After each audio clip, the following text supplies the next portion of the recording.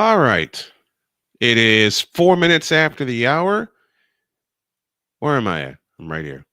And we're going to make some very huge wholesale changes. And I'm going to say some things to open the show. Some of it y'all are going to like, some of it you're not.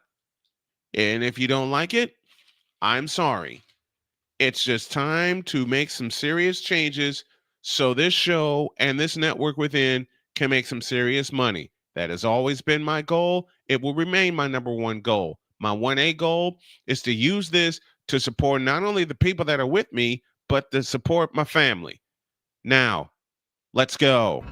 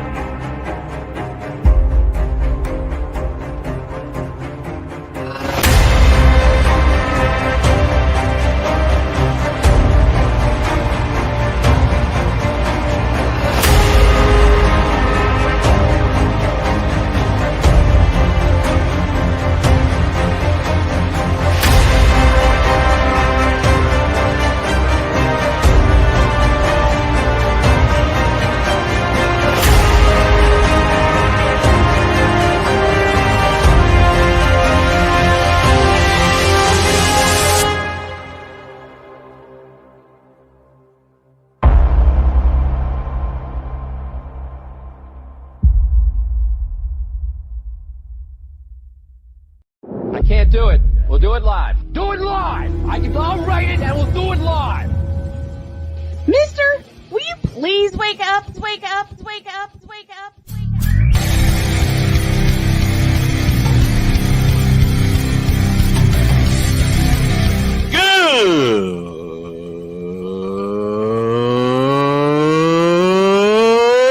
Good morning. Snowman here to all you Brock Purdy and San Francisco 49er haters. Shut up!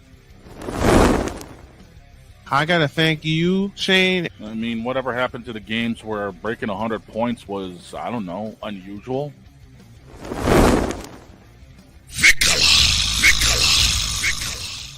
There was one word to sum up the All-Star weekend. Trays. Cause we take this job so serious. Splash Brothers, yes. Ray Allen, replace him with Steve Kerr. Reggie Miller, yeah.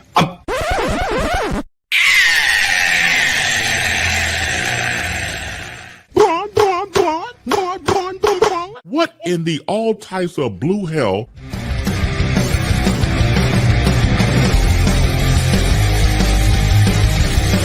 Oh yeah!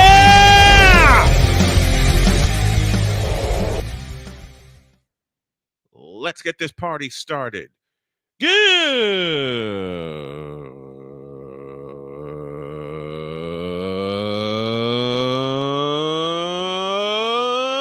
morning. Welcome to the Twisted Tripped Out Thursday edition of Snowman in the Morning. Glad to have you all with us. Snowman flying solo for the most part, but I got Chris Dietz on the way at the bottom of this hour, and I got Allison Mike Drop Moran at the bottom of the next hour. All right. I'm going to spend, if y'all will allow me, about 3 to 4 minutes. This day, January 30th, 2025, will mark the end of a few things and the implementation of some other things. Let me just start by opening and saying it out loud. There are going to be a lot of changes. And as I said during the cold opening, some of it you're going to like, some of it you're not. But I have to put my crew and my family ahead of any and everything else. And I had a person come to me yesterday and ask me a question. He said, "Are you making money off of this yet?" I said, "Not yet." And I'm glad I said not yet, because a couple people came to me and said, "You know what? I'm giving up this podcasting thing.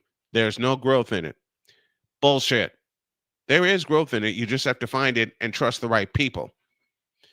And I'm going to be very, very raw for the first few minutes of the show today. So y'all are just going to have to forgive me.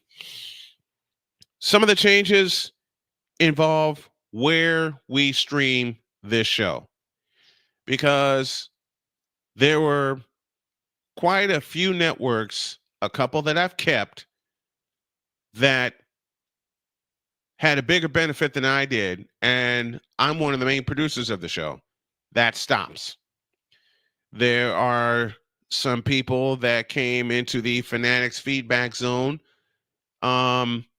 wondering, what am I doing with my life? That stops.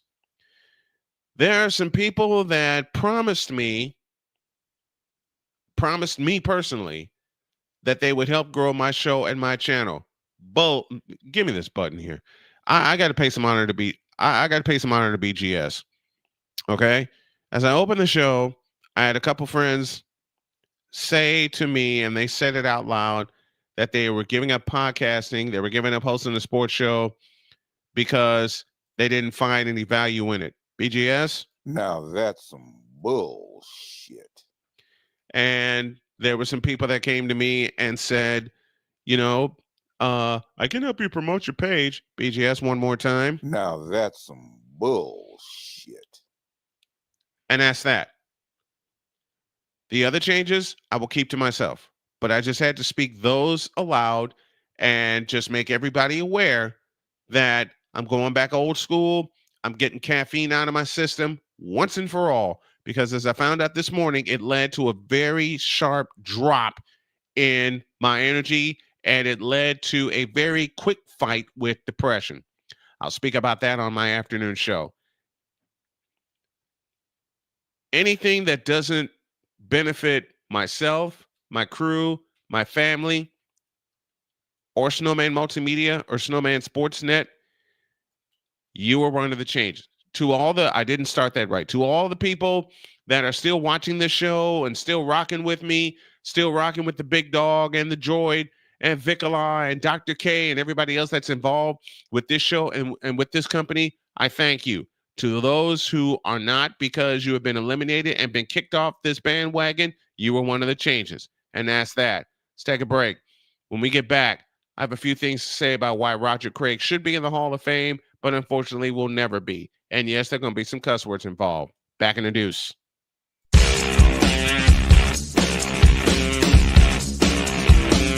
This is Snowman in the Morning.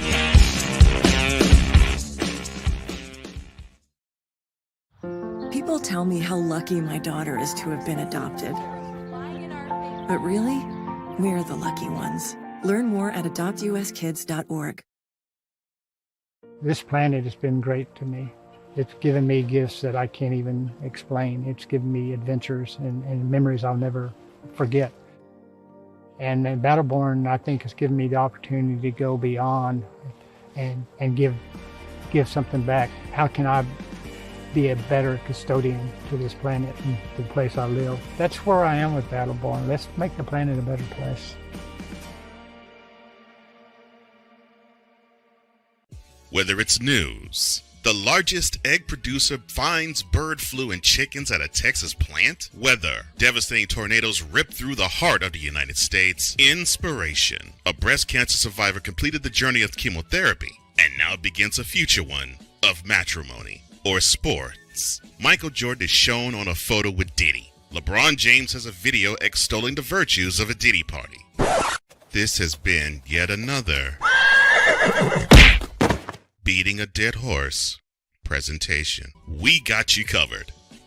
BS3 Network, in association with Comey Media Incorporated, proudly present The Morning Shift with Cole Johnson.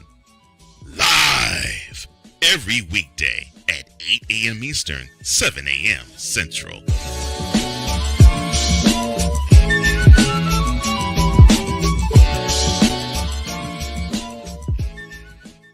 Here's an important message from the Diabetes Solution Center. Do you like pricking your fingers to test your blood sugar levels? No one does, but it's important to maintain your health. And now, by wearing a small remote device called a continuous glucose monitor, or CGM, you don't need to prick your fingers anymore. It's easy to use and helps you make more accurate diabetes treatment decisions. If you are testing your blood sugar 3 or more times daily, injecting insulin, or using an insulin pump, call the Diabetes Solution Center right now. And if you have Medicare or most major insurance coverage, you may be able to get a new CGM at little to no out-of-pocket cost. Shipping is free and we'll even bill your insurance company for you. If you are testing your blood sugar 3 or more times daily, injecting insulin, or using an insulin pump, call the Diabetes Solution Center right now to learn how to end the painful finger sticks and get your own continuous glucose monitor, or CGM, at little to no out-of-pocket cost. SeatGeek is the ticketing app for fans like Boomstick Lady. No free throw is safe from the roar of her sticks. SeatGeek helps her find a seat in the direct eye line of the shooter so she can sit where her boomsticks make the biggest boom. Everybody okay? SeatGeek handles the tickets to sports, concerts, and more, so fans can fan. Join the transporter to Hades. Your butt and gut becomes one. Join the reformer of hooker whores. This is my daughter, Placenta Booty Johnson. Join the bronze car. Whenever you are in distress, take off your baseball cap and throw it in the air. Join your very own superhero of broadcasting, Chris Bass. So whatever color crayon they get, they palm it and do 2 circles, and that translates to, I can beat up black people. As she takes you through the week's paces in Baseline. Live every Saturday at 8 a.m. Eastern, 7 a.m. Central, Pacific Time Zone people, just stay asleep when this is on live and just catch the recording. Oh, I'm sorry. Exclusively on the Chris Bass YouTube channel.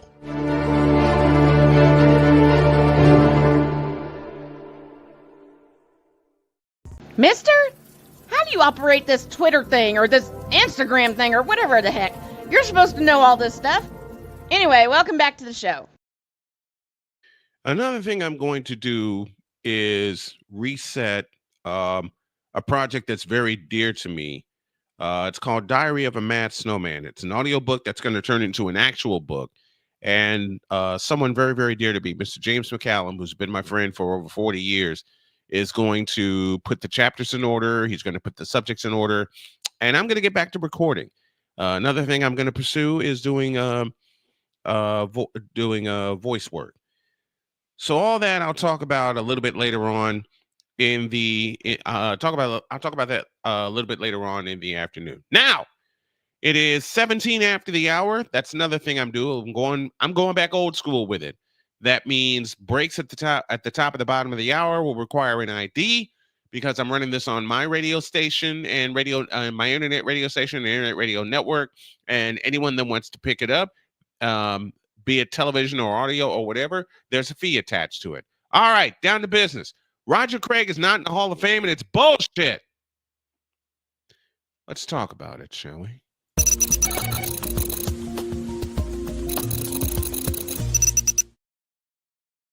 Roger Craig is not in the Hall of Fame, which is stupid to me. Man, give me this button. I'm going to wear this button out, but I don't care. Give me this button. Roger Craig not in the Hall of Fame. Now that's some bullshit. It is bullshit. It's stupid. He was the first running back in NFL history with 1,000 season. The year was 1985, and he achieved said season against the Dallas Cowboys. All right? And he doesn't have a gold jacket for that. I'll tell you the exact play why he doesn't have a gold jacket for that. The year was 1991, January 13th, 1991. The scene was Candlestick Park. A fumble in an attempt to seal the game. The Niners were leading 13-12 against the New York Football Giants. And this is one of the most fabulous championship games I've ever seen, because it was hard hitting from the beginning. Lawrence Taylor knocked the ball out, recovered it. The Giants drove it down wore out the clock. Matt Barr, whom I playfully hate forever, kicked the game-winning field goal as time expired. Giants win 15-13 and stop San Francisco from even an attempt at a three-peat. Because of that play, in my opinion, Roger Craig will never see the Hall of Fame. And it's stupid. It's stupid. You're going to honor Marshall Faulk, who was tremendous. Don't get it twisted. Marshall Faulk was tremendous. You're going to honor Marshall Faulk with a gold jacket because he repeated the same feat and won less Super Bowls, by the way. Roger Craig has 3 titles. Marshall only has 1. And that came with the greatest show on turf in the St. Louis Rams in 1999. You're going to waste what Roger Craig did, what he meant to the 49ers and that 49er offense. And don't get it. Dang nabbit. Don't get it twisted. Sorry about the technical difficulties. Don't get it twisted. I know there was Montana, there was Jerry Rice, there was John Taylor, there was Brent Jones, there was Tom Rathman, there was who else? Who was before Roger Craig? There was Wendell Tyler. All right, there was that offensive line, there was the defense, Ronnie Lott, Charles Haley. I get all of that. But if you're going to honor all of those guys, why don't you honor the guy that was the most integral part to the offense? That was Roger Craig. Anybody who has done any kind of studying whatsoever, will realize that Roger Craig meant a whole lot to that San Francisco offense. Why? Because if you look at the way that the West Coast offense should be run, and the West Coast offense was developed by the godfather of the West Coast offense, the late, great Mr. Bill Walsh, it's predicated on a running attack. The Niners had a good running attack. Roger Craig made it great. And, oh, by the way, 1988, he was the Offensive Player of the Year. And you're still, and to the Pro Football Committee, even with the senior pro football, you're still not going to honor Roger Craig? Really? What is it? I want to know, what is it that has you voters, senior committee, whatever committee, all in a tiff about keeping the man who invented the 1,000 season out of the Hall of Fame? What the hell is up with that?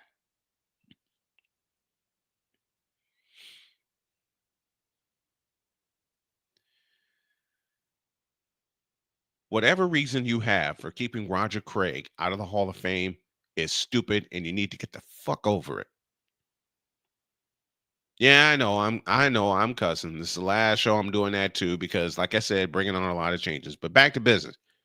Whatever reason you have for keeping Roger Craig out of the Hall of Fame is a stupid fucking reason, and you need to quit it. As my wife often says to me, when I get inside my own head, quit that shit. Oh, you want a real? I will show you a play by Roger Craig that should merit him Hall of Fame status alone. Let's go to Anaheim Stadium in 1988, week number 7. And it gives those guys a little extra weight. Roger Craig still on his feet, still running. What a run by Roger Craig. You'll never see a better one than that. From 46 yards. That's going to be in a lot of highlights for a long time. What an effort by Roger Craig. John. Listen, whenever people talk about who are my 5 greatest running backs, I always include Roger Craig in the bunch. Even with Barry Sanders and Walter Payton and Emmitt Smith, and who are some of the other greats at the time? Thurman Thomas, right? I think I mentioned him. Barry Sanders, John Riggins, all the old school backs. All of the old school backs.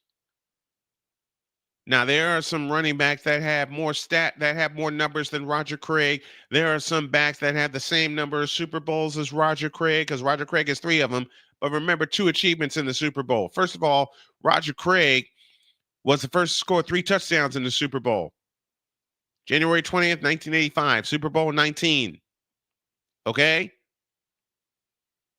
And the second thing, Super Bowl 23, his running may not have been great, but he caught 9 passes for 101 yards. And the only way he was overshadowed because Jerry Rice caught 11 for 215 and a touchdown. But Roger Craig was integral in that final drive where Montana not only hit Jerry Rice for a 27-yard gain, he hit Roger Craig for a 9-yard gain to get him down to the 10. They take a timeout. They come back. Montana hits Taylor in the end zone for a 10-yard pass, which was Taylor's only catch of the game.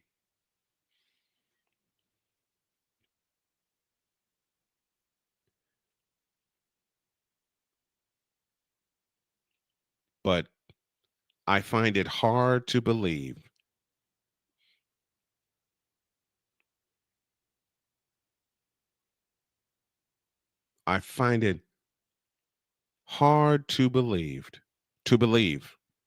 that Roger Craig is not in the Hall of Fame. And from the looks of it, he will never see the Hall of Fame. And that's a fucking shame. That's a shame. That's a shame, and that's stupid. Matter of fact, give me this button over here.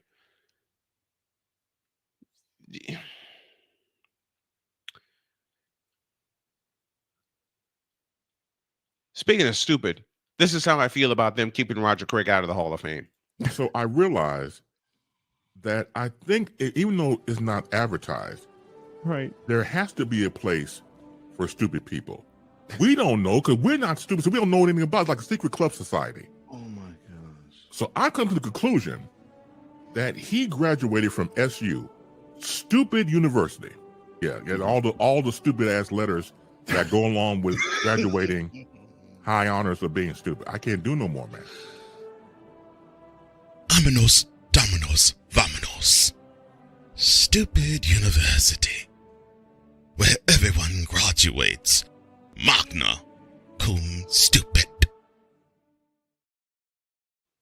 That's how I feel about the voters and the senior committee keeping Roger Craig out of the Hall of Fame.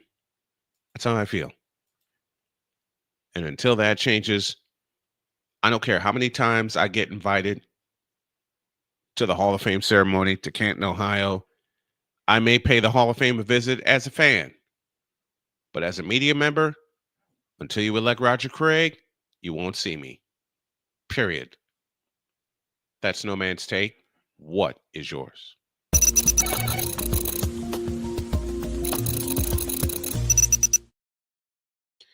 All right. Coming up after the break. Oh, no, not that. I'll try again. Coming up after the break.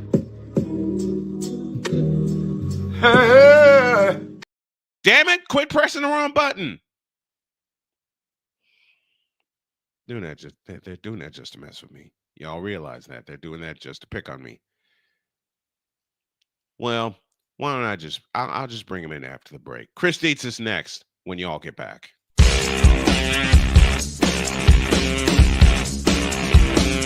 This is Snowman in the Morning.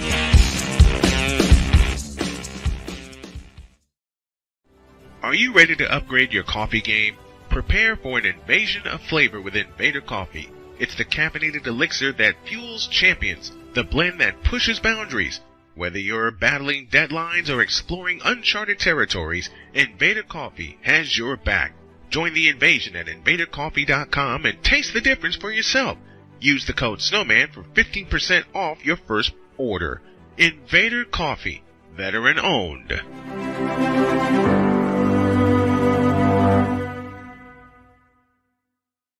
One of the great things about ordering meals from Mother of Macros is that you can do it from the comfort of your own home. Click the national or local delivery link to access the menu, and we'll ship the meals right to your door.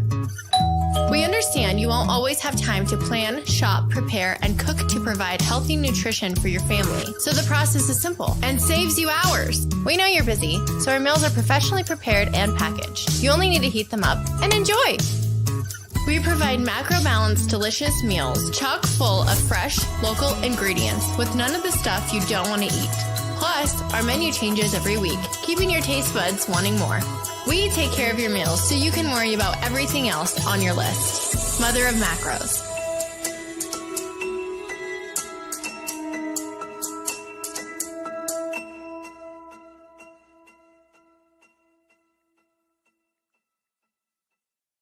SeatGeek is the ticketing app for fans like the high five strangers got. Game-winning interception. First down. Just a nice, solid tackle. If you're in arm's length, you will be swapping skin with this extrovert. You see, he knows SeatGeek got him a great deal on tickets, so he can focus on what he does best, smacking palms. SeatGeek handles the tickets to sports, concerts, and more, so fans can fan. Quinn. Moment of clarity. I haven't watched BET in years. KP. Drake needs to come back with another triple platinum album. E Digger. And then you have Ray J. Like, I can't stand that River Cricket. The Guru. Okay, the level of crack she's smoking, I don't want it. BS3 Network proudly presents the Knucklehead Chronicles podcast, where from card tips to hot topics to meep of the week, anything goes. Live every Sunday at 2:30 p.m. Central.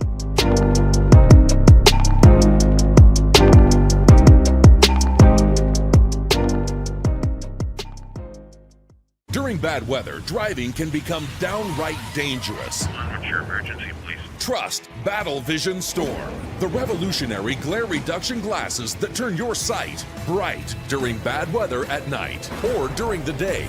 Watch your ordinary vision become extraordinary. Battle Vision Storm uses light optimizing lenses that block blue rays, so you see clearly in heavy rain at night or blinding snow during the day.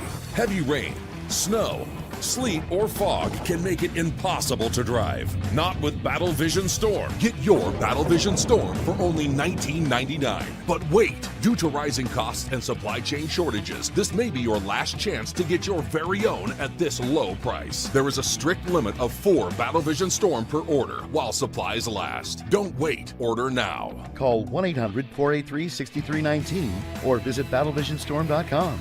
So call 1-800-483-6319 now. Mister? How do you operate this Twitter thing or this Instagram thing or whatever the heck? You're supposed to know all this stuff. Anyway, welcome back to the show. All right, let's do this shit. Passionate. Come after me! I'm a man! I'm 40! Unflinching. Let's go back to losing. Parking was easier. Unrelenting. They're not going to keep him off the field tonight! Totally. This one has a chance! Deeds.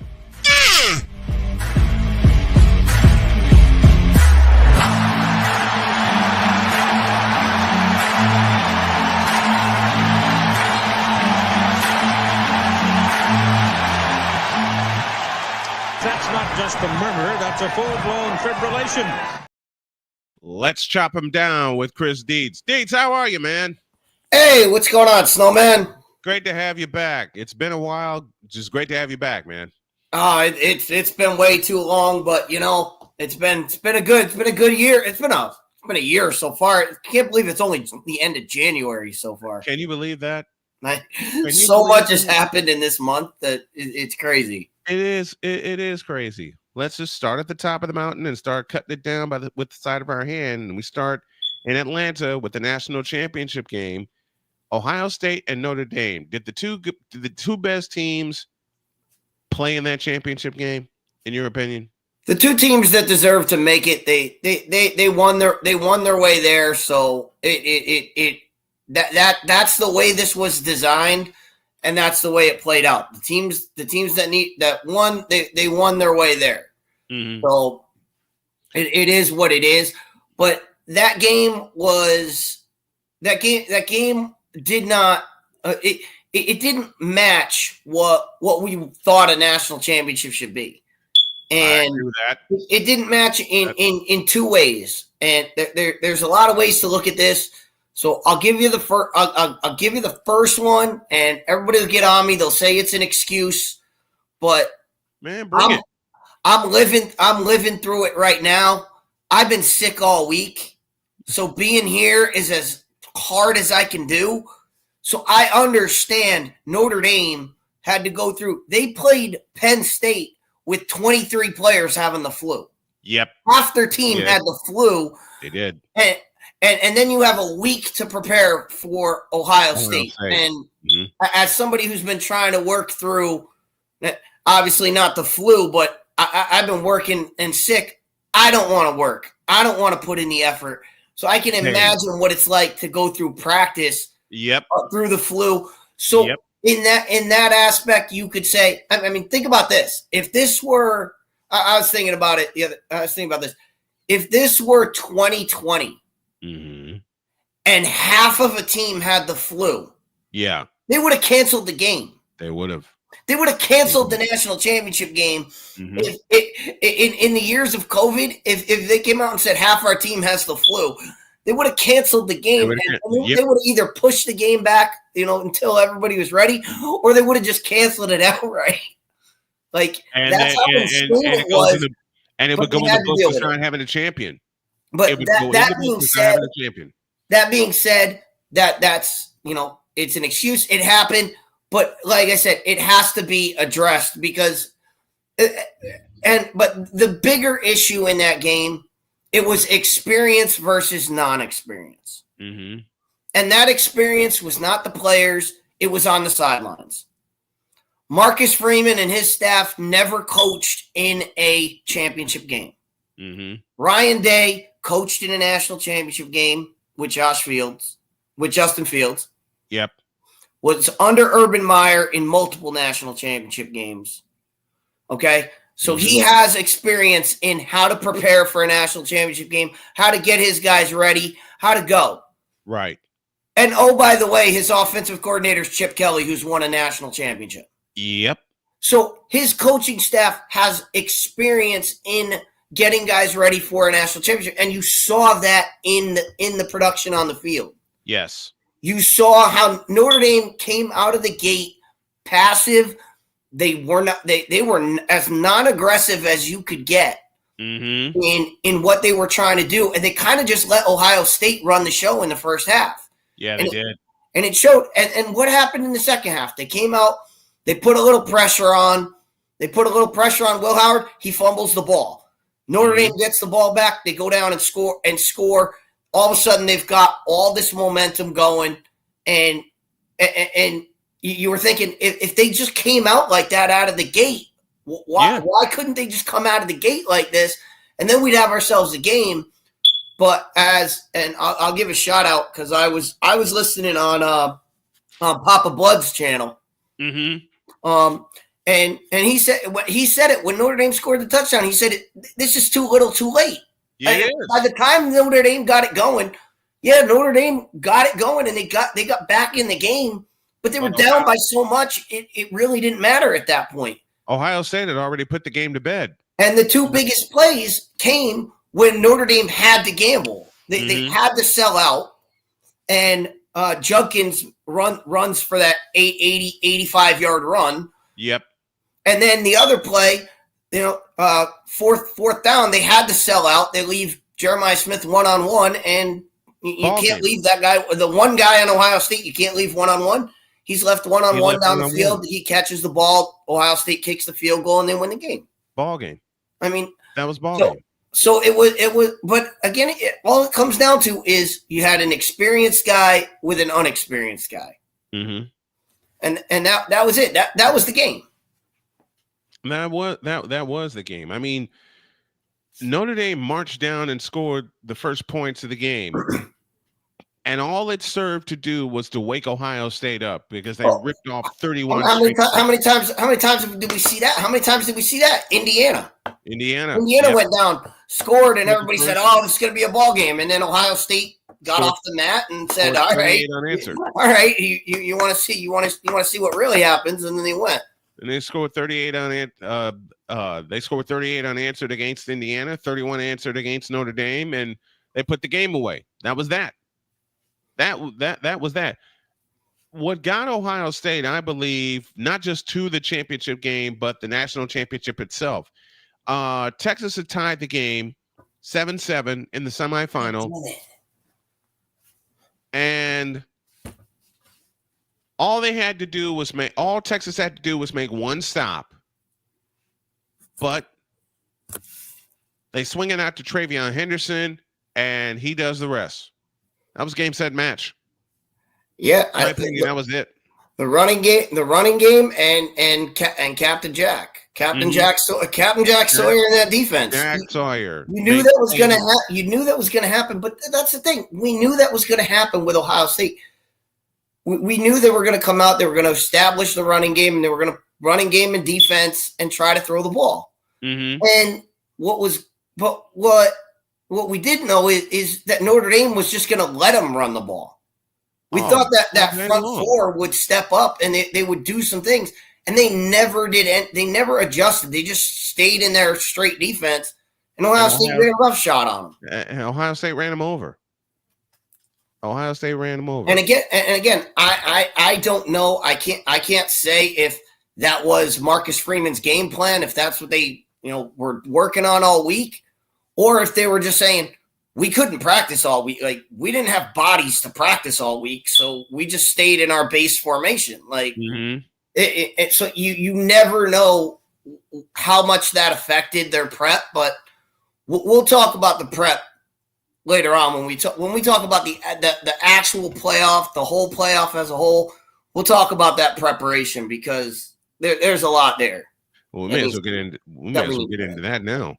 Let's get into that now. Start at the top of the playoff and take it down and chop it down for me. All right.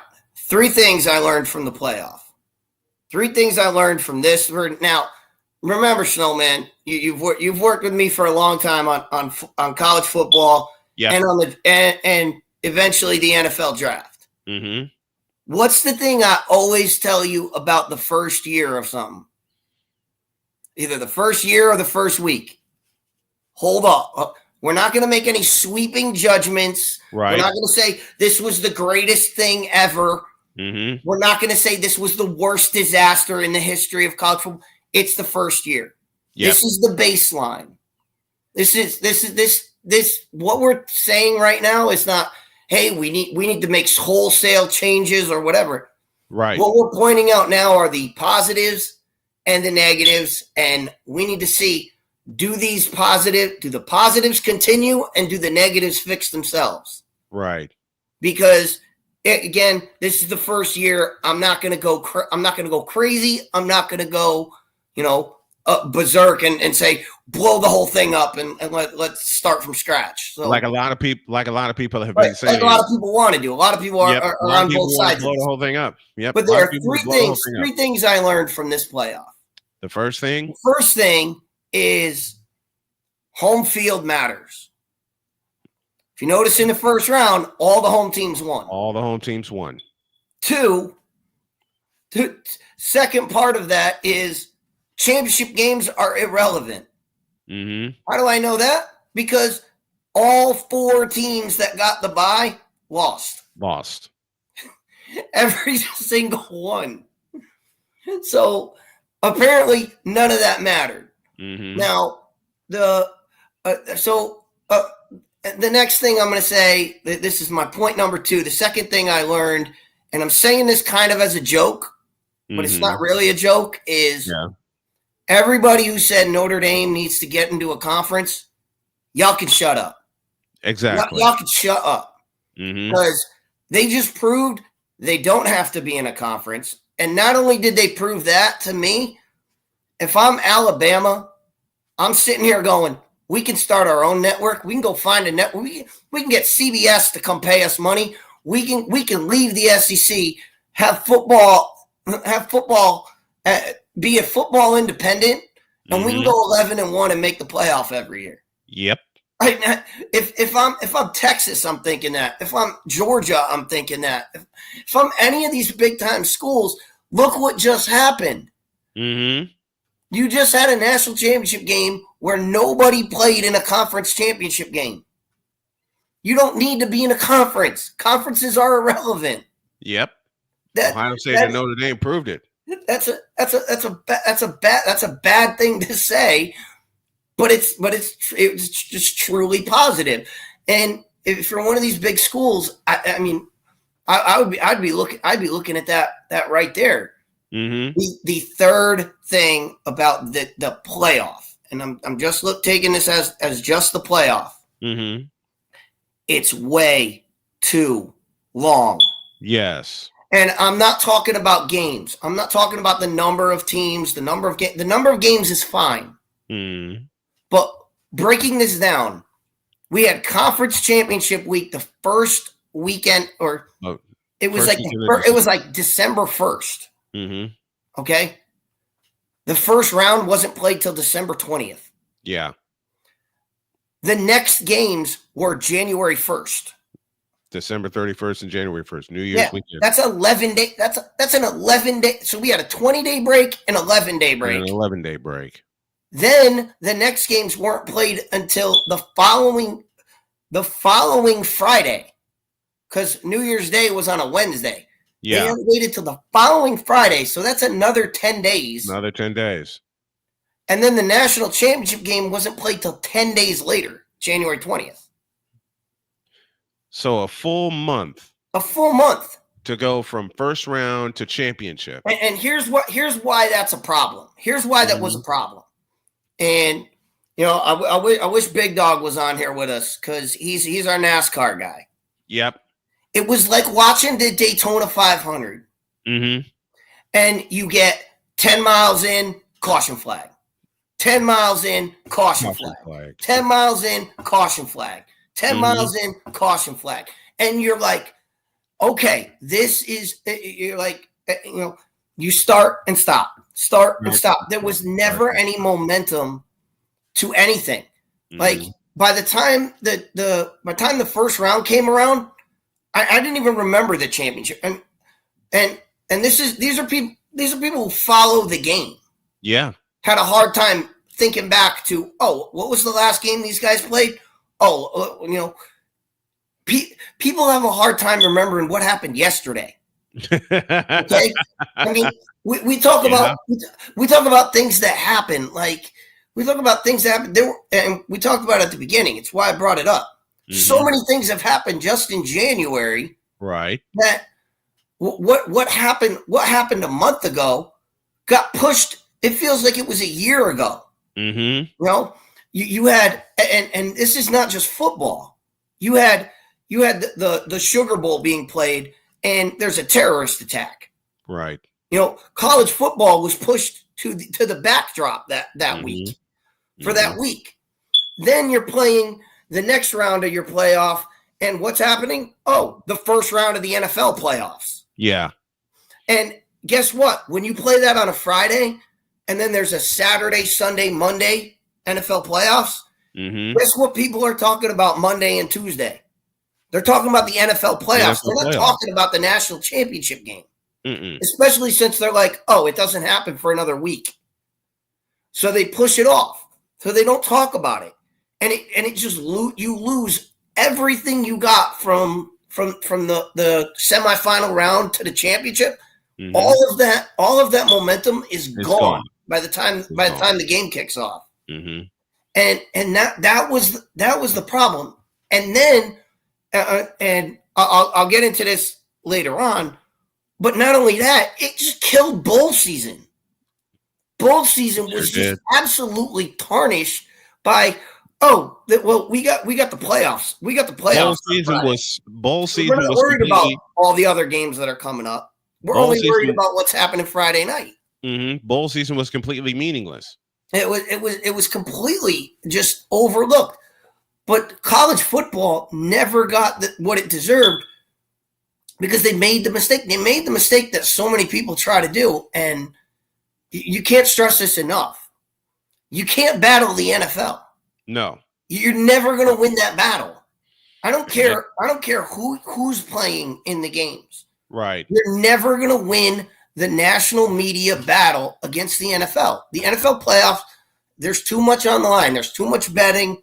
There's too much fantasy implications. Mm-hmm. There's too much, the teams that are actually in the NFL playoffs, they care. Not many, the other teams that aren't in, even if they're not in, they still go, they still support the NFL, their NFL guys. Yeah, they do. They're not thinking about, they don't care about, the national semifinals. They don't care about that. And I've had talks with people, and normie people don't care. They did not care about the playoffs because they're like, it's a week away. We don't have to worry about that.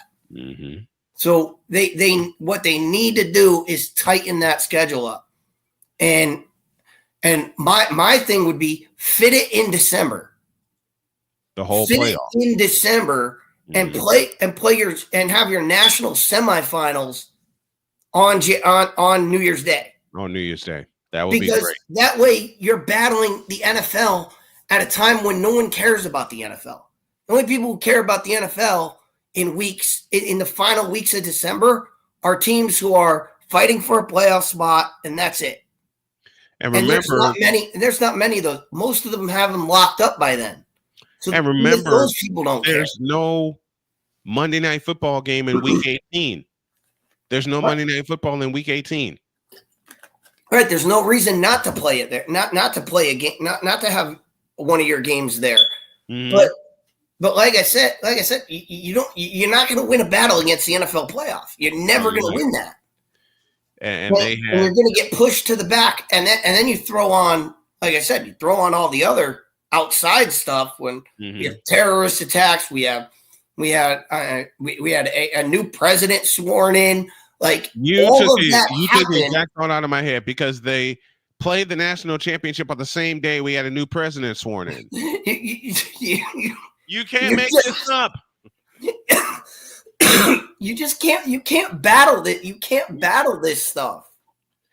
You can't make this up. It just makes bad things. But that being said, that's the playoff. Mm-hmm.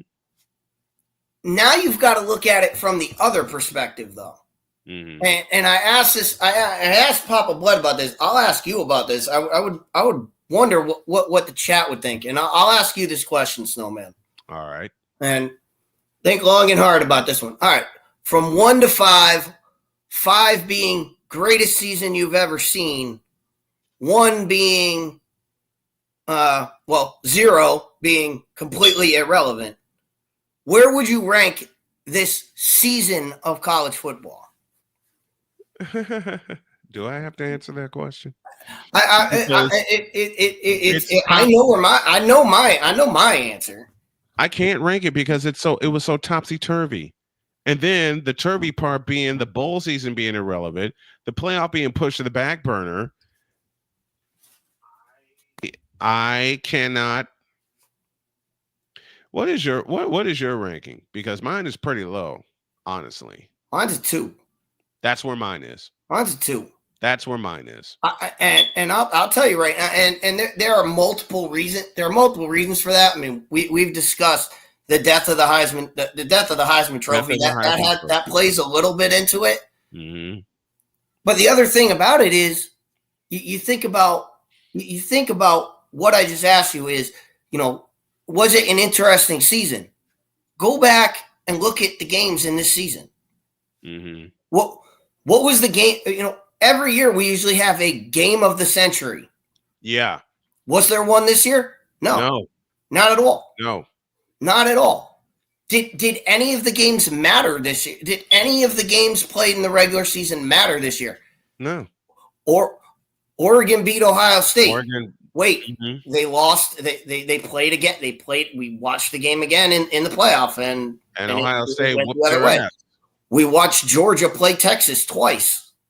And Georgia beat Texas twice. We watched teams lose games in the last week of the season Didn't affect them. They still got in the playoffs. They still a team that lost their final regular season game won the national championship. Yep, Ohio You can't State. tell me that, every Saturday matters when the last Saturday they lost, they got in, and they still won the national championship. Mm-hmm. So what basically has happened, and again, like I said, this is year one, but it seems like all the relevance of the regular season, which was the essence of college football. The essence of college football was the most meaningful regular season of any sport. Mm-hmm. They've basically taken that and said, let's get, who cares? We don't want that. And you think about it, and it goes back to what I was saying about, college football was never, it was never really talked about. Even during the playoff, it was never talked about, but it was never talked about during the season. No, during the season, there was never you got to watch this game. This game is going to matter. This game is going to tell us who's in or who's out. There was no real game of the week.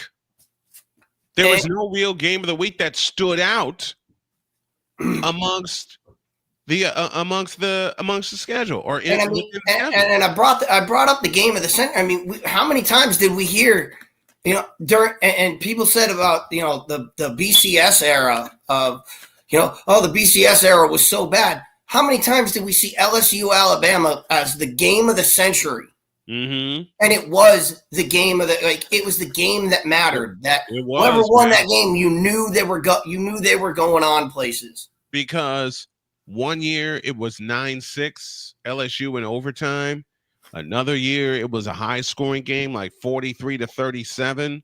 Right. Or something of that nature. You knew that game was going to decide something later on.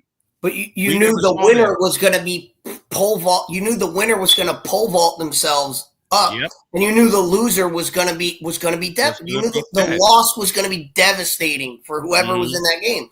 Mm-hmm. What now? When we watch, we're going to be thinking, oh well, if they lose this game, it doesn't matter. It doesn't matter. They lose, they could still get in. And one of the most perfect examples was September 7th, Notre Dame against Northern Illinois at home at Notre Dame Stadium in front of touchdown Jesus. Northern Illinois pulled the upset. What happened? Notre Dame runs the table and they get into the playoff and they get all the way to the national championship game. Yeah, it was that was so that's my biggest complaint, and that was my biggest complaint about the playoff. Mm-hmm. It's not about how many teams are in, it's how you select these teams and make it so the regular season matters. So if you ruin the regular season, you're going to ruin college football.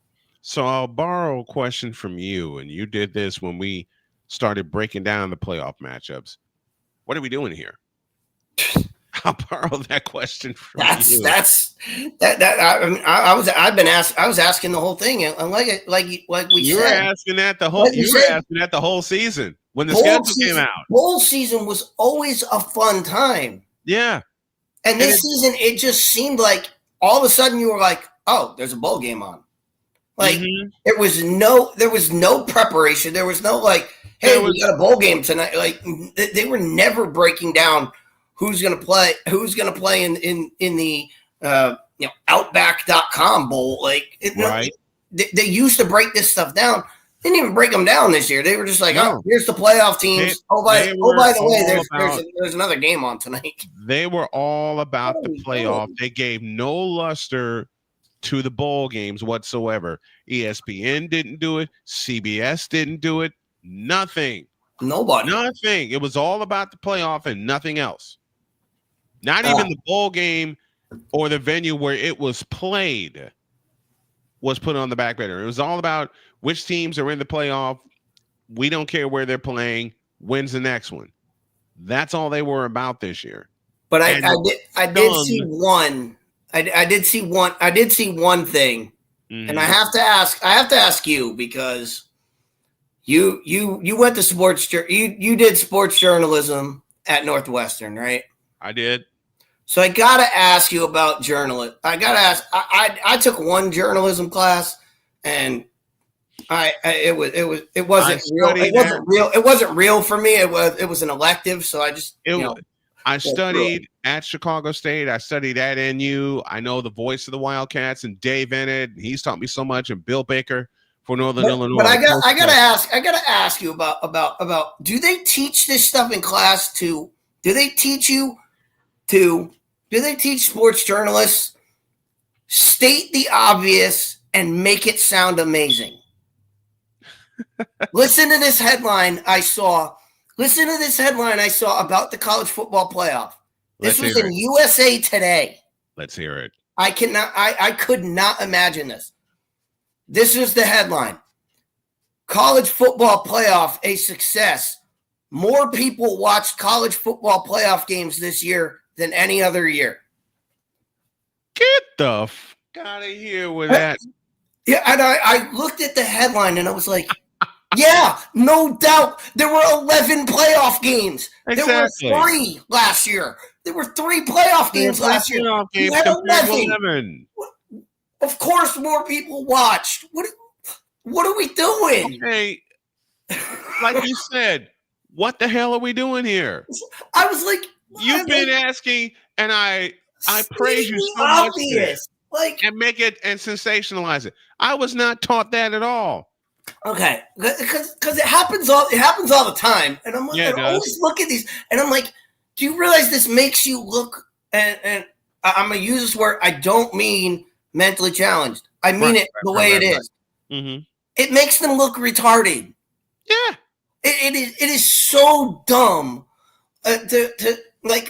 Yes, of course, more people watched. There were 11 games. More people are going to watch. Well, think about it. Sensationalizing the obvious is journalism. They call it journalism. I don't. It just, but I was like, that's what you're using to call this a success. That's what you're doing to hype it up for next year. If you want to call that a success, I don't know what to tell you. But like I said, first year. Look, first year we got there were great things in it. We saw a lot of different style teams in. We had upsets. Mm-hmm. That's always good. We had a team that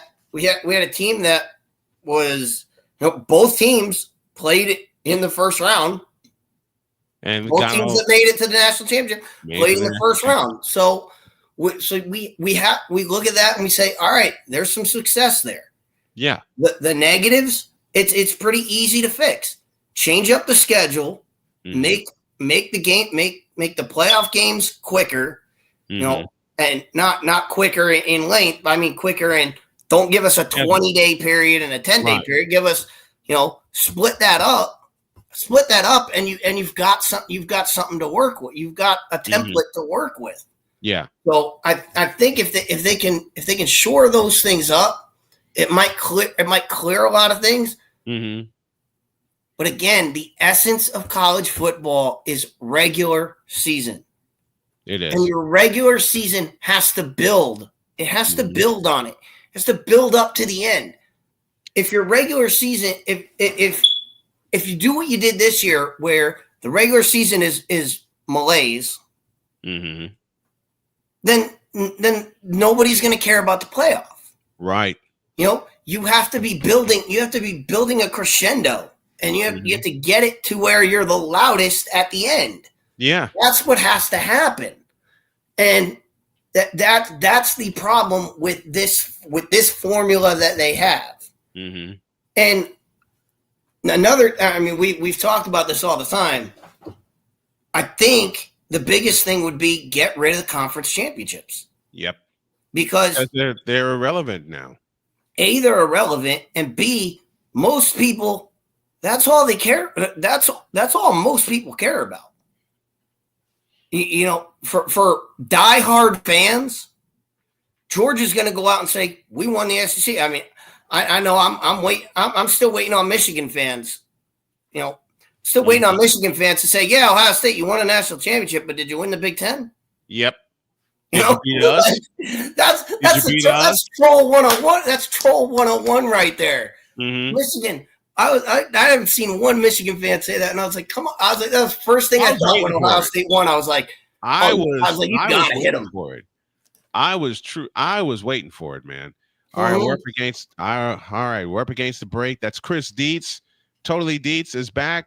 Of course, he's going to cover the draft with us. He's going to cover the NFL with us in its off season. And next Thursday, we will break down Super Bowl 59. Dietz, I thank you so much, my man. I appreciate no problem, and I'll give you extra promo.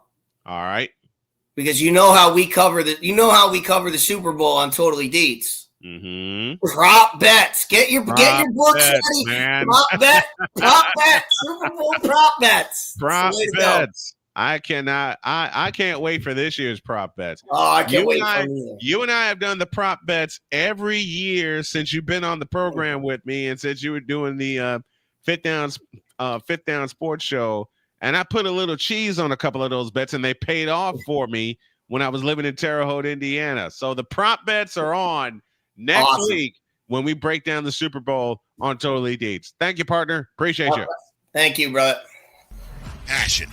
Come after me. I'm a man. I'm 40. Unflinching. Let's go back to losing. Parking was easier. Unrelenting. They're not going to keep him off the field tonight. Totally. This one has a chance. Dietz.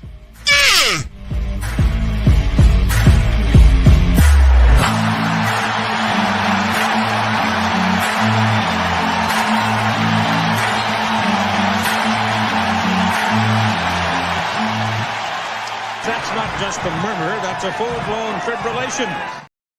All right, we're just getting rolling here. 5 minutes after the hour, it's halftime. Take a break. When you all come back, I got a little bit of a surprise. So hang tight. Back in a little bit.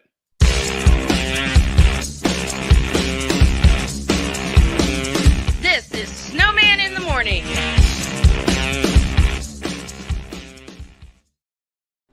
Are you ready to upgrade your coffee game?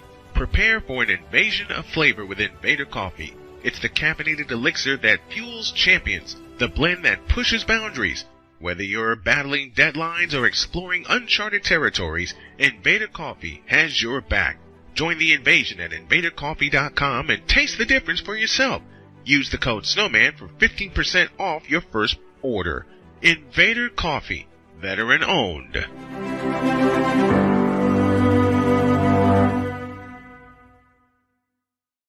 One of the great things about ordering meals from Mother of Macros is that you can do it from the comfort of your own home. Click the national or local delivery link to access the menu, and we'll ship the meals right to your door. We understand you won't always have time to plan, shop, prepare, and cook to provide healthy nutrition for your family, so the process is simple and saves you hours. We know you're busy, so our meals are professionally prepared and packaged. You only need to heat them up and enjoy. We provide macro-balanced, delicious meals chock full of fresh, local ingredients with none of the stuff you don't want to eat. Plus, our menu changes every week, keeping your taste buds wanting more. We take care of your meals so you can worry about everything else on your list. Mother of Macros.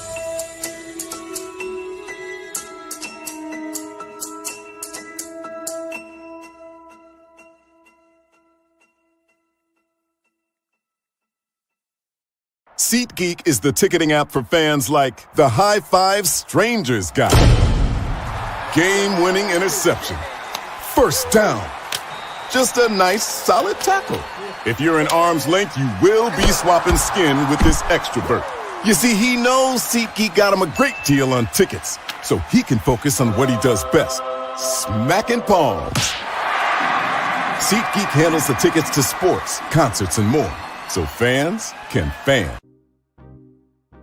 Quinn. Moment of clarity. I haven't watched BET in years. KP. Drake needs to come back with another triple platinum album. E. Digger. And then you have Ray J. Like, I can't stand that River Cricket. The Guru. Okay, the level of crack she's smoking, I don't want it. BS3 Network proudly presents the Knucklehead Chronicles podcast. where from car tips to hot topics to meep of the week, anything goes. Live every Sunday at 2:30 p.m. Central.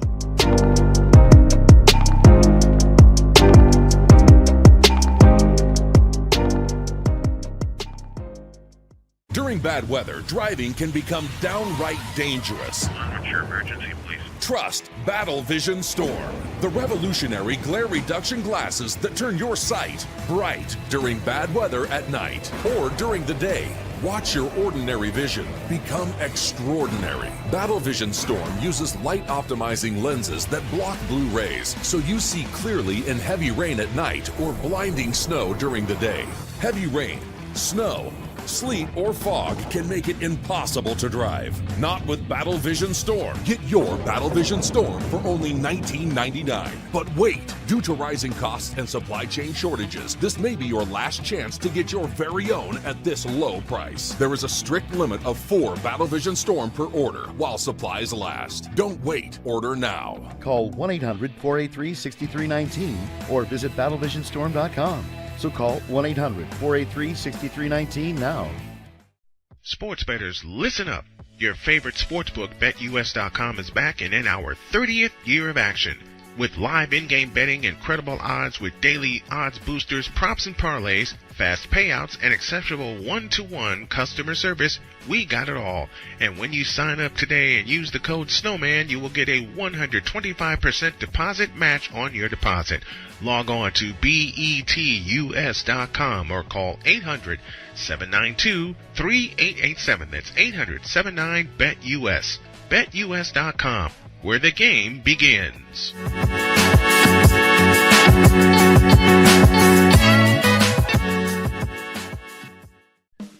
Attention sports fans, looking for the ultimate gear and apparel to show your team pride? Look no further than Fanatics, the #1 destination for sports enthusiasts. Visit snowmanmultimediasports.com today and shop a wide selection of officially licensed merchandise from your favorite teams and players.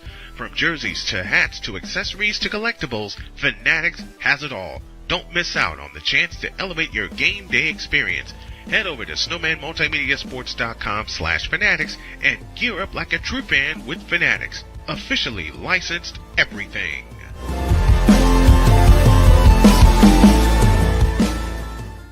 It's no secret. Today's consumer wants convenience and likes things on the go. They want to be listened to and receive instant solutions to their queries. This can often make or break the customer service experience. That's why it makes convenient interactions easy for you. Whether your customers want to connect with you via text, Facebook Messenger, Google, Instagram, or website, all messages now come to the one easy-to-use inbox, so you don't have to check a dozen different sites from the platform. From here, you can send SMS or email, answer questions, schedule appointments, take payments, and close more deals simply by messaging back and forth with your customers. When someone searches for a business like yours, they will look at your reviews. So unless you have more positive reviews, they'll choose someone else. Luck makes it easy to collect hundreds or even thousands of reviews from your customers. Simply send a review invitation or create automation that requests customer reviews right after the sale, or maybe right after a service is completed. It will take them 30 seconds or less to leave the review. Now those reviews will show up on the search result and increase your ranking that matters most. Plus, our advanced reporting will show you exactly where your leads are coming from and if your website or ads are doing their job. So why are you waiting? Put your business way in front of your competitors, get more leads, convert more of those leads to paying customers by getting started with today. Mister? How do you operate this Twitter thing or this Instagram thing or whatever the heck? You're supposed to know all this stuff. Anyway, welcome back to the show. I start the second hour with 2 words. She's back.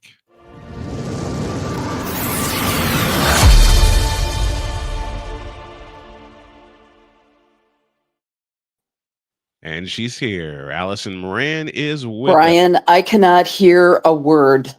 What? Let me check something. Here My we go darling, again, kids. My darling, there you are. I can hear you now. Okay. Oh boy, technical stuff. I think that describes our friendship for 13 years. For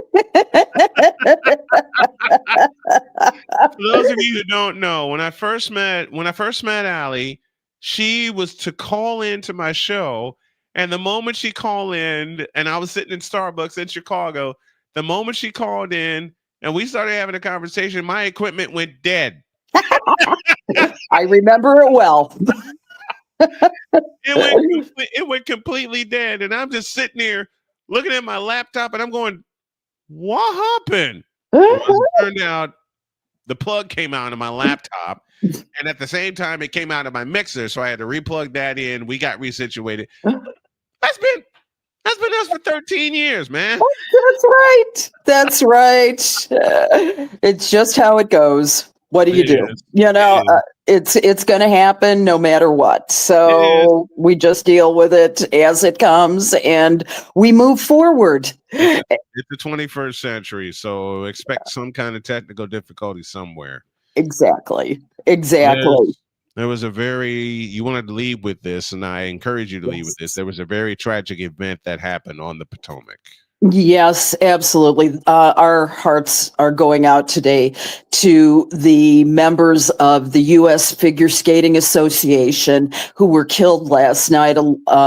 64 people on an American Eagle flight, now assumed dead as when they were when their flight collided with a U.S. Army Black Hawk helicopter.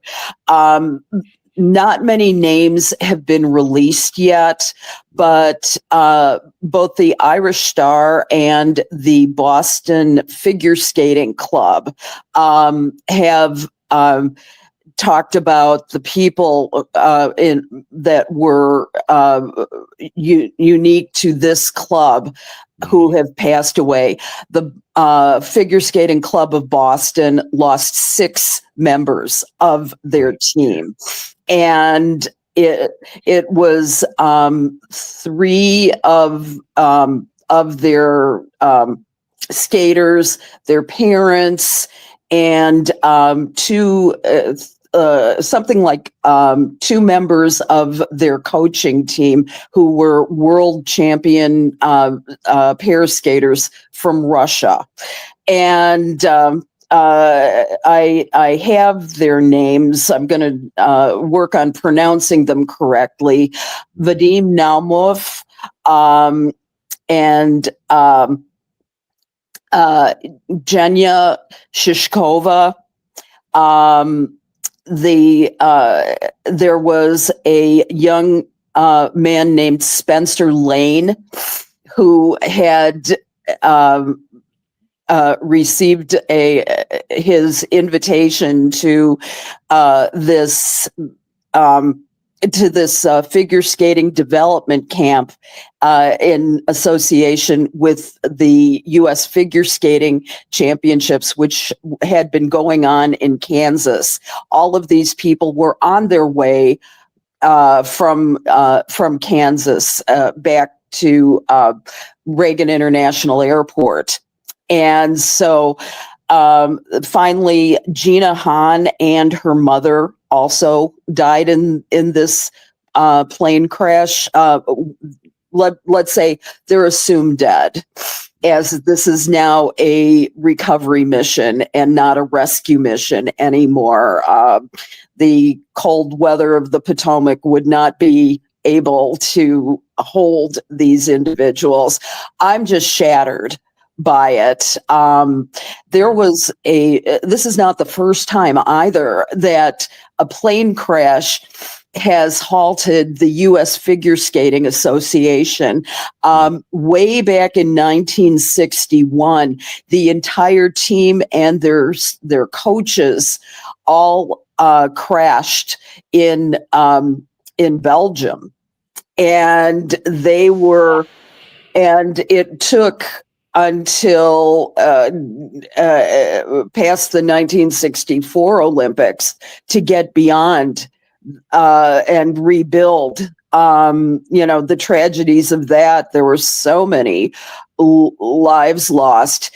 And as the U.S. Figure Skating Association said about this is on board that plane was the future of U.S. figure skating.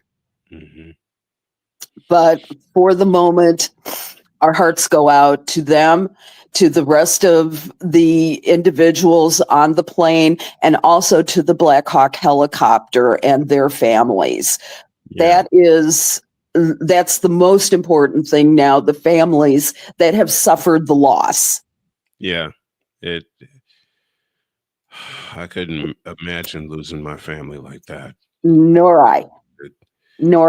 And that has happened. Sorry, dabbing on air, but it's a sad day for U.S. figure skating, and I've been a fan of U.S. figure skating since I was a baby. I have vague recollections of even early on Peggy Fleming, because I saw this woman leaping in the air when I was a baby, and it was like, and I was just going, wow, how did you do that? And from that moment on, I was absolutely hooked on U.S. figure skating and figure skating in general.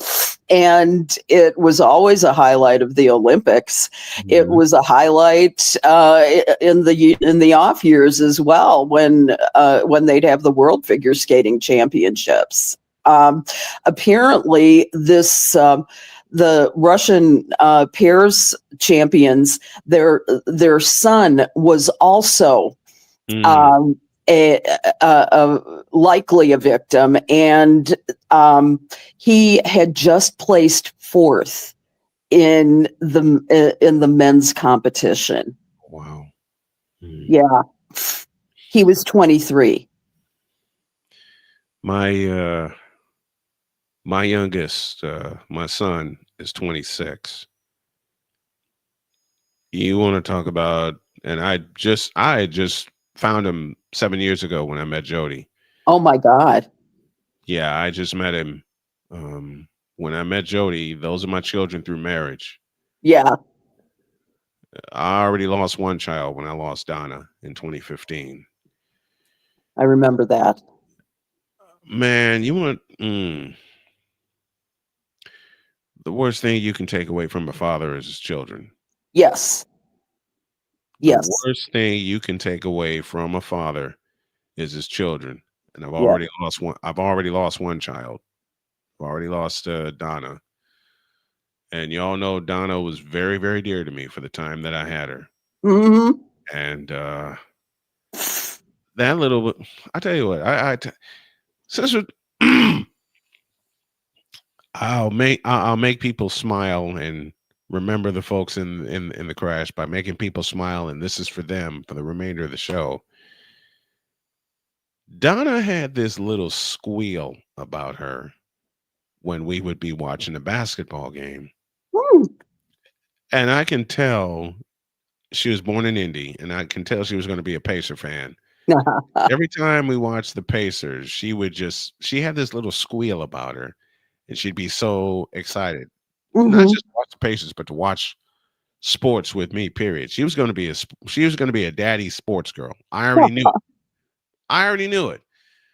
Cheyenne, my stepdaughter, brought me a 49ers cup, and she looks at me, she says, "Daddy, I'm not into sports that much, but what do you like?" "Yeah, I'm a puddle." Yeah. Oh yeah. I'm a puddle. Mm-hmm. After she says that, Sonia, my other beautiful daughter, did something for me, and she said when we met, I'm not a big sports fan either, but Sonia did something to help me with a project that made me click, because we were working down in Durham, North Carolina at Amazon. Mm-hmm. And I was having trouble sorting the small packages. Now, anyone who has gotten a package either before, during, or after Christmas, the smalls are a pain in the ass. So, the smalls are a pain in the ass, and I was having so much trouble with the small packages. I said, what do I do here? Somehow it clicked to my daughter that I'm a baseball fiend.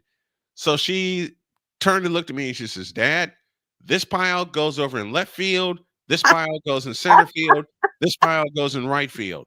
Love that. Love that. We were out of there in 40 minutes. Oh, love it. Oh. To the point where my supervisor said, how'd you do that so fast?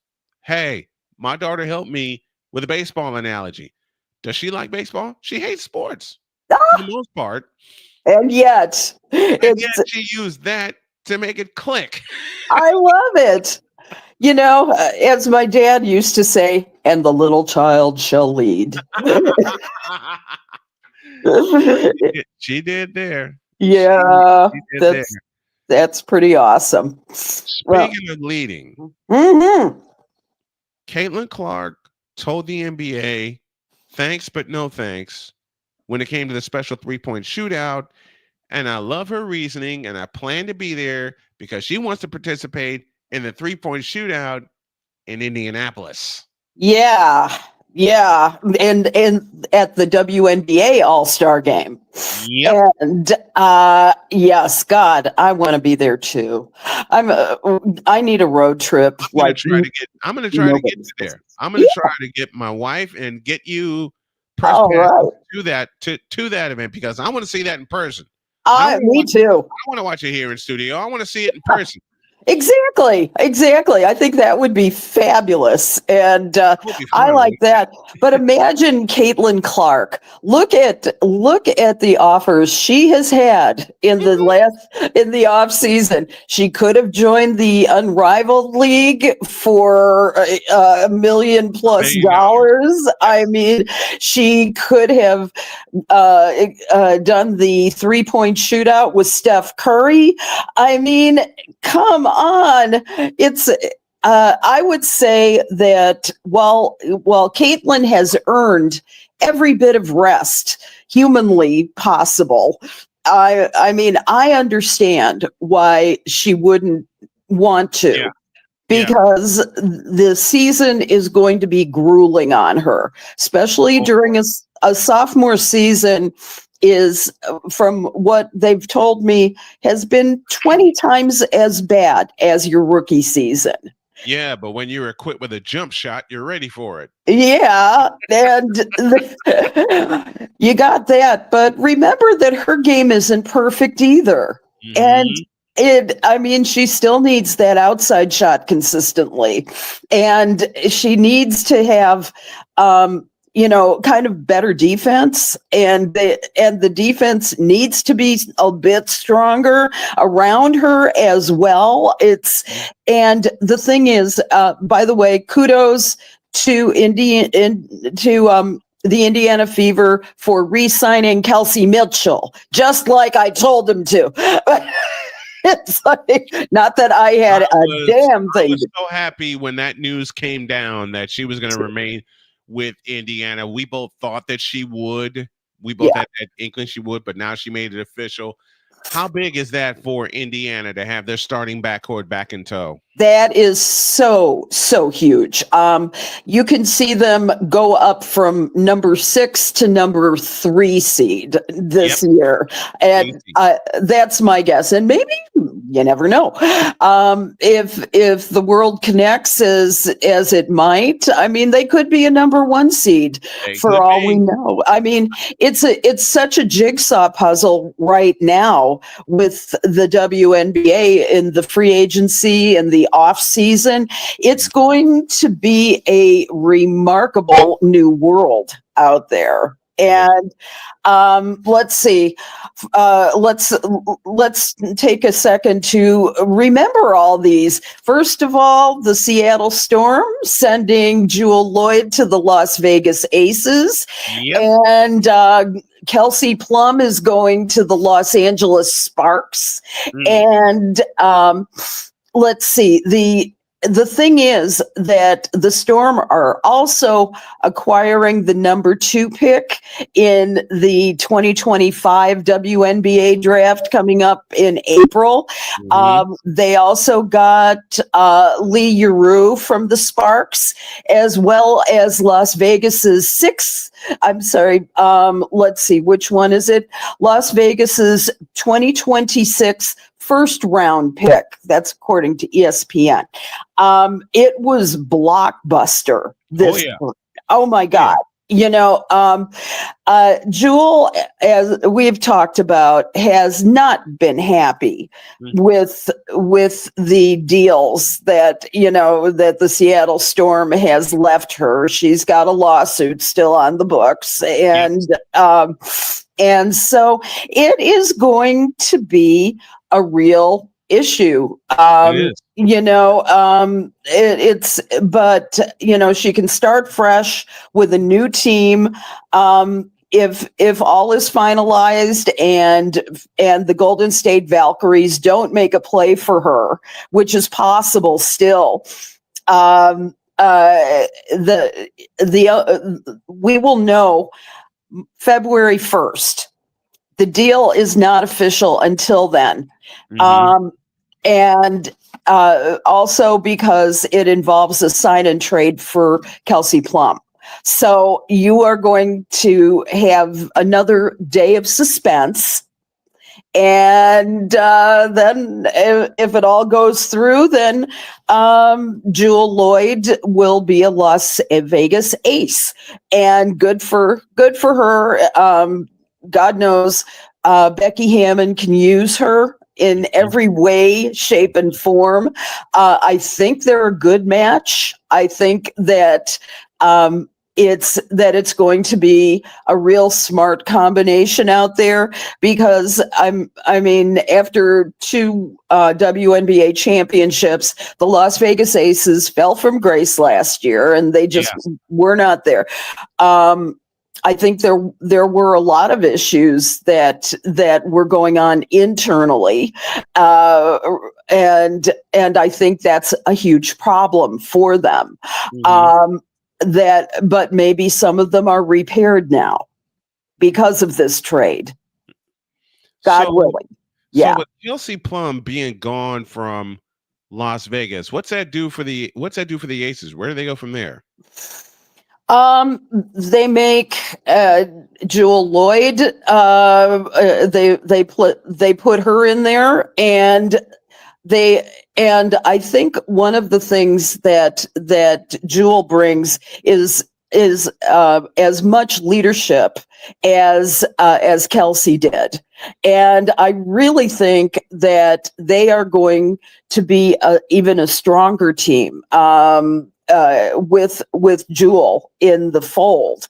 I can definitely see where they're going to have a very feisty and a very aggressive player in that. Not that Kelsey wasn't, she is, but she's going through a hell of a lot right now.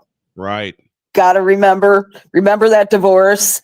She got out of the Unrivaled League to work on herself, and maybe there was some of that happened within season as well, going through that and just being burned out. So I think you're going to see a new burst of fire in the Las Vegas Aces next year.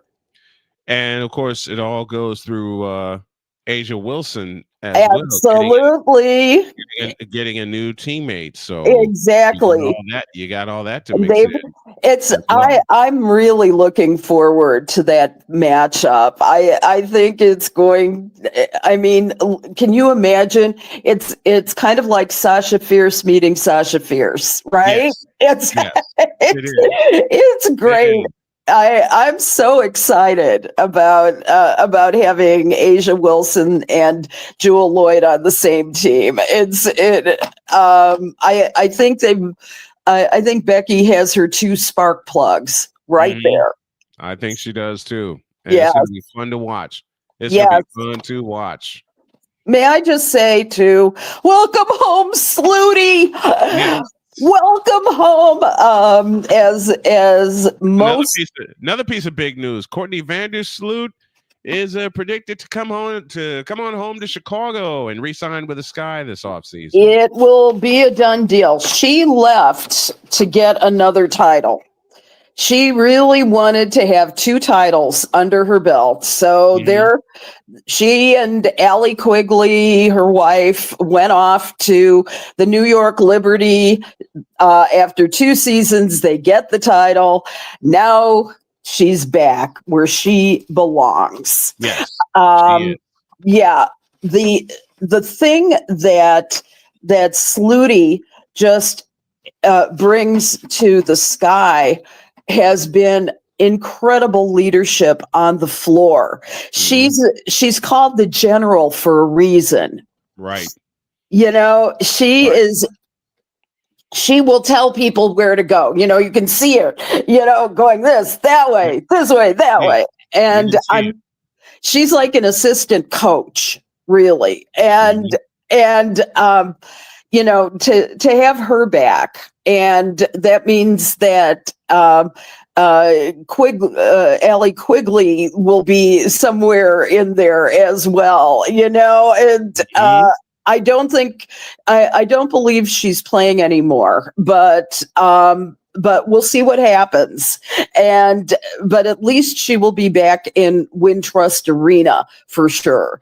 And the thing is, the combination of the 2 of them is going to be so therapeutic for the Sky that, just having them back in the arena will be such a great deal for them, and just having their presence will make such a difference. But I can see with the coach, he made every attempt. The general manager, Jeff Pagliocca, did, made Courtney Vandersloot a priority to get her back this year. Now, the bad news is Kennedy Carter no longer. So no more Barbie and Ken show. No more Barbie and Ken show. I don't like that. I do not think that this was a great move. I know why. The reason being was that she was so closely associated with Coach Spoon. She was Teresa Weatherspoon, who was fired, of course, and Tyler Marsh taken over. The problem was that there were a lot of complaints in the locker room about Coach Spoon playing favorites. And that caused a disruption. That's, to me, not a great thing. But Kennedy Carter was the leading scorer on that team. So where does she land? Who takes her on? That's a good question. She burned some bridges last time she was in the WNBA. I'm going to venture that she's going to go perhaps unsigned for a while yet. Yeah. I think what may happen with her is I think let's say that somebody goes down, like a perfect example is Cameron Brink, who went down last year. I could see her coming in as maybe a replacement, for a certain contract. If somebody tears their ACL, goes out of the season, I think it's going to be very hard for her to be in the WNBA. I really think so. Just because, she proved herself but I think there's that taint of her. Mm-hmm. You know, there's that taint of what happened when she was on the Atlanta Dream, where there were disruptions and difficulties and all kinds of things that that didn't fly with the rest of the players. So I really think that she's going to be a hard case to place. Yeah. Yeah, I agree. I agree. And like you said, she burned a lot of bridges, and we all know how she played when it came to playing against Indiana, which is at the forefront of that profile. You watch the games, I watch the games. That's only what happened between Chicago and Indiana when she was playing there is only the tip of the iceberg. Yeah, where all the flagrant fouls that did and did not get called, you know, all those things that have happened. But I think that she'd be a great pickup for any team that would have her. I think that she will do everything she can to be, you know, humbled. I think it will be very, very interesting to see what happens when she's, when we get closer to the season. Mm-hmm. And there's always somebody who's going to take a chance. Yeah, there You is. know, I just can't think of one right now where she would be a perfect fit, and I can't think of one where it wouldn't be somehow difficult. I will say also, though, on other Sky stuff, they did meet with Dejanay Carrington as well, Mm-hmm. which would be a very interesting choice. Oh, yeah. Playing alongside Camila Cardoso and Angel Reese, I could see that working out pretty good. I don't have a problem with that. Do you? No, I don't. Yeah, I could see that. I think what the Sky really needs is one more defender. Yes. Because there were so many second half of the year, especially after the All-Star break and after the Olympic break, second half of the year, where we talked about Indiana going up, Chicago fell down. Especially their defensive cohesion was just not there, and they ran out of gas trying to get into the playoffs. And a lot of that is because they allowed a lot of buckets underneath. Well, let me just say it real. They allowed teams to cut them to ribbons on the inside with all the backdoor cuts that they gave up and the defensive and the defensive lapses. That was Chicago's downfall. Yes, and you know, there's no way that that you can really overestimate the value of a strong defender. You know, Stephanie Dolson had that kind of defender position as the center. Camila Cardoso just, you know, she's too young. She was, and also not coached up, I think, properly in that position. And I think that it'll be interesting to see how her sophomore year goes. Yeah, because it'll be interesting. Interesting. You know, if they could, if Dejanay could sign, or if they could find one other defender who could really give them the boost that they need. And like you said, Camila Cardoso is too young, and I hate saying this, but you know how I am. I call it like I see it. You play too small, also. Yes. Now we don't know yet what Marcia's strategy is going to be. Right. And so, I mean, I think of the case of Muggsy Bogues and how that little mighty might. I mean, hell, I was taller than he was, but he could, he found a way to get, underlegs, and Yeah. you know, He did. That's how that he used his height to his advantage. he did, which was amazing. And I remember my mother is 4'8", and I used to say to her, "Mom, look at somebody your size." Look at that. She goes, "I could do that too." I So- would tease my mother-in-law so much because my mother-in-law is like what 4'11". Oh my God. Picture, and my nephew is 6'4". Oh my God. My nephew was holding my niece, Jordan, and someone took a picture of us. Mhm. Me on one side, my nephew on the other side, and my mother-in-law in the middle. And she Mhm. puts my nephew's hat on, saying, "Hey, I'm tall now." And No. at the moment, he and I looked at her and went, no, someone snapped the picture. Boy, do I love that. It's so great. I had some statistics to move on to another point of the Unrivaled League. Yeah. As of the, yeah, okay.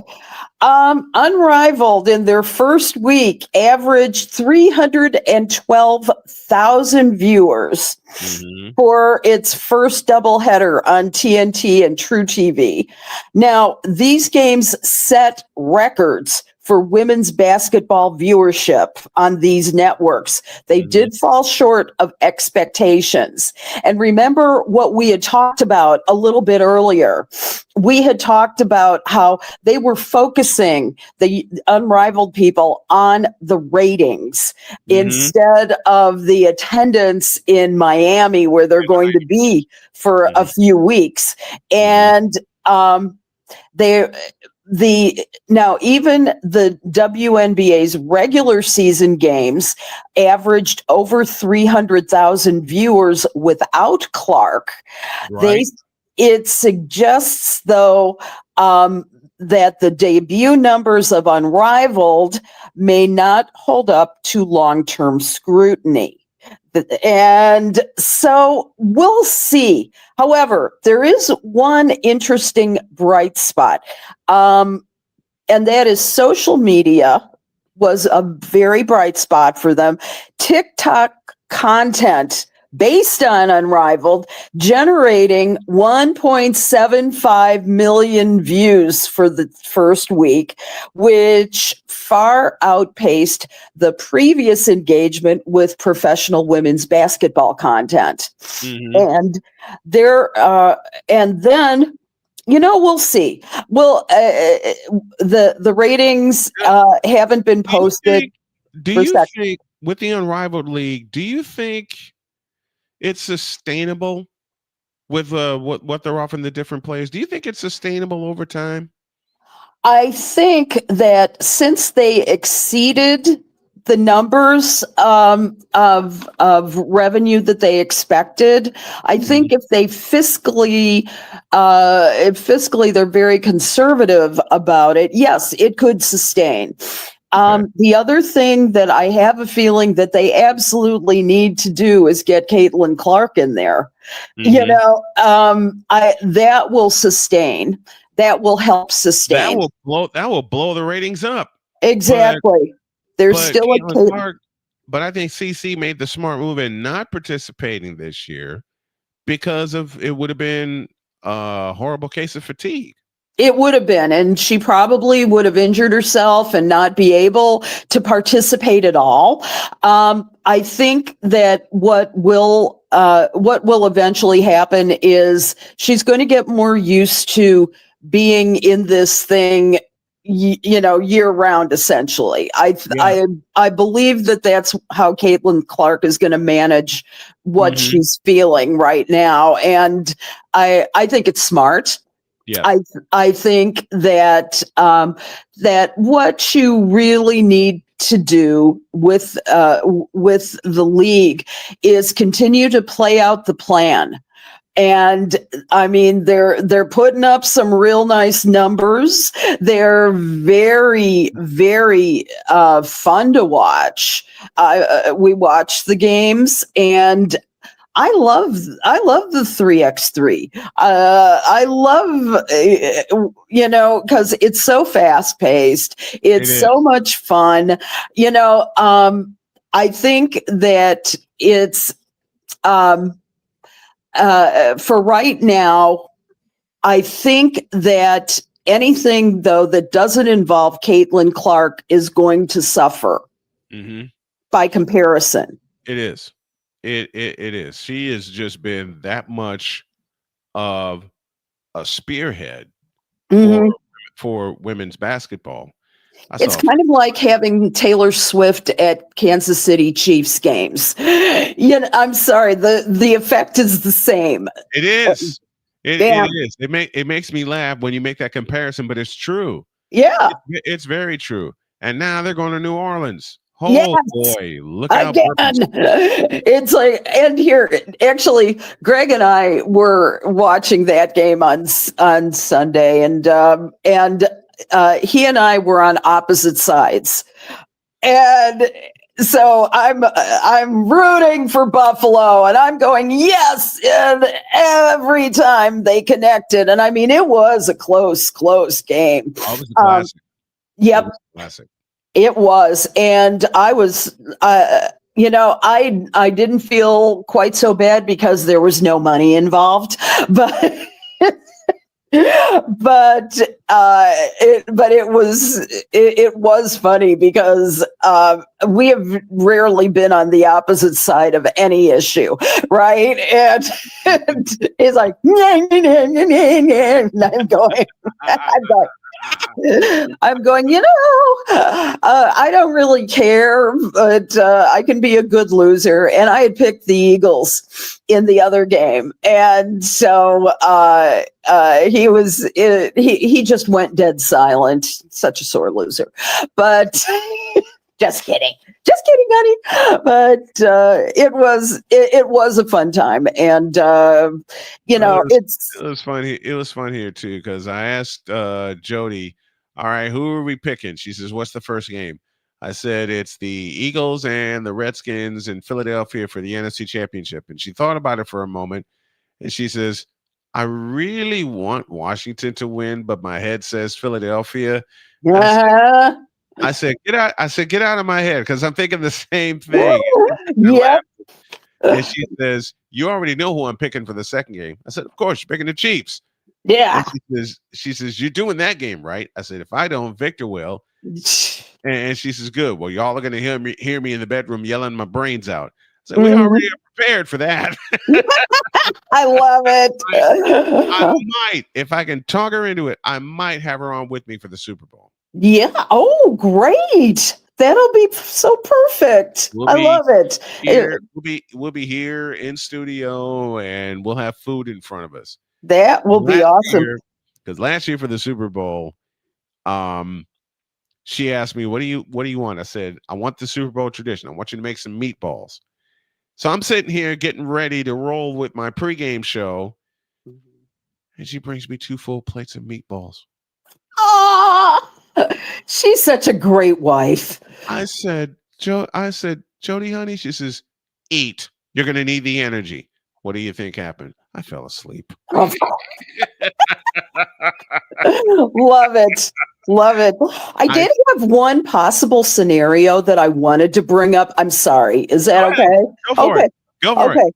The what would you think of Brittany Griner as the new center on the Chicago Sky?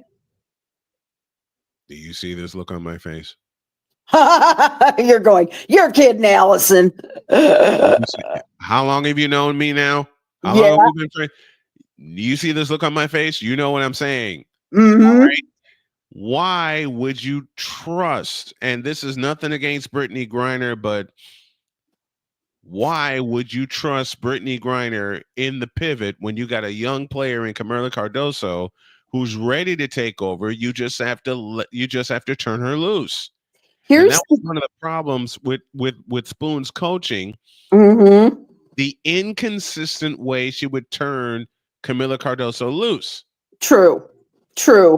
The one thing that I was thinking was Griner is testing the market this year. She's had offers, but she's always stayed with the Phoenix Mercury.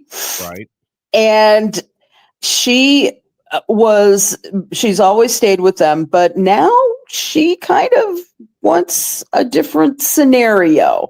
And so the thought is that Brittany has so many years of experience, and I don't think that she would be in such a bad position to advise, consent, and maybe sit out for a while, because she's been the number one center all these years, and I think that maybe this would give her a chance to mentor a young player.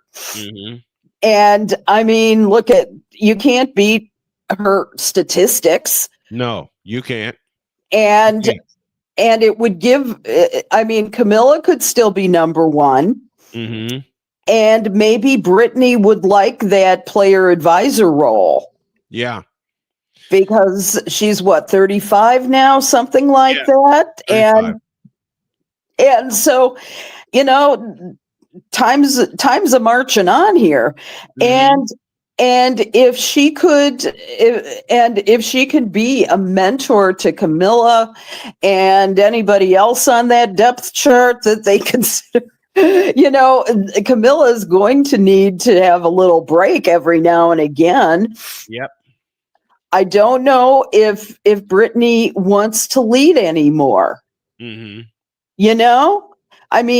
would she want out of a rather cushy position in Phoenix? Yep. Yep. But just the fact that she is interested in this possibility, I think, who better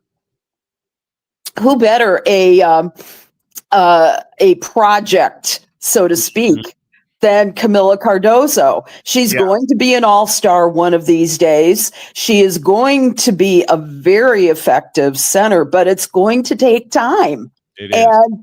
And also some wisdom.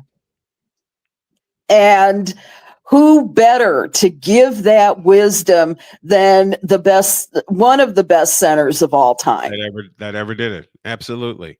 Yes. One more note before we get out of here. Something about women's wrestling becoming a sport now. It is now a championship sport, according to the NCAA.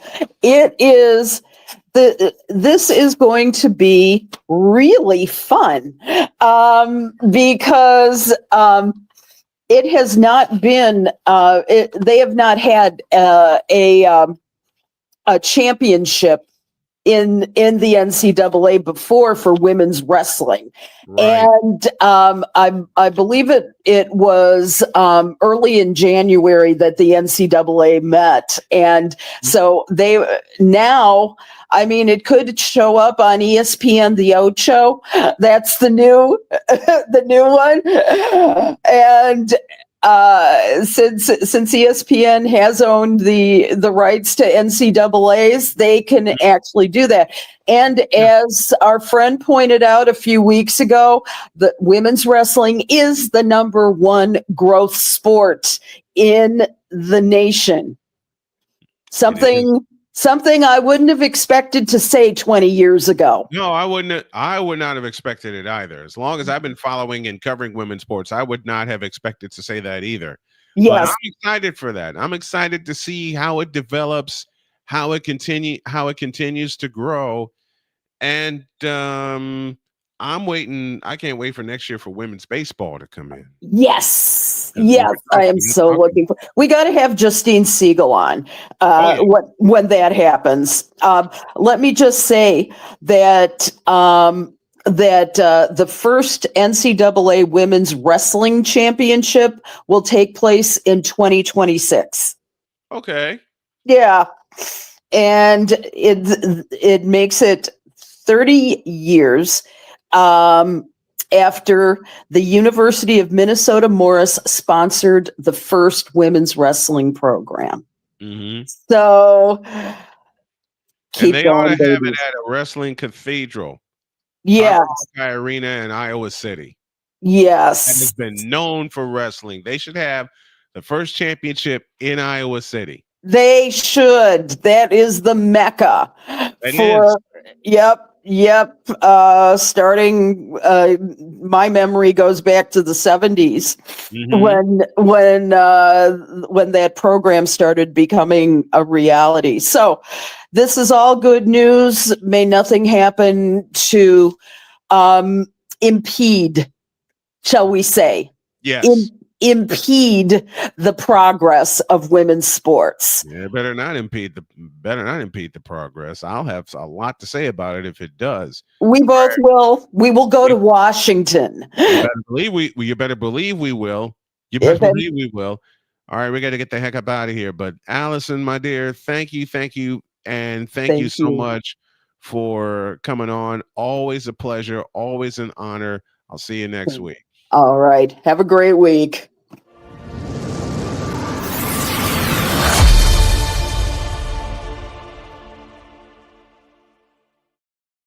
Tomorrow, David St. Dennis, aka David 3000, will join us, and we're going to have a little bit of an extended show. Till then, have a great day. God bless. Remember to make your next move your best move. And always remember, if your dreams don't scare you, they are simply not big enough. Dream big, do bigger. We are, and we hope you all are too. God bless you, and so long, everybody.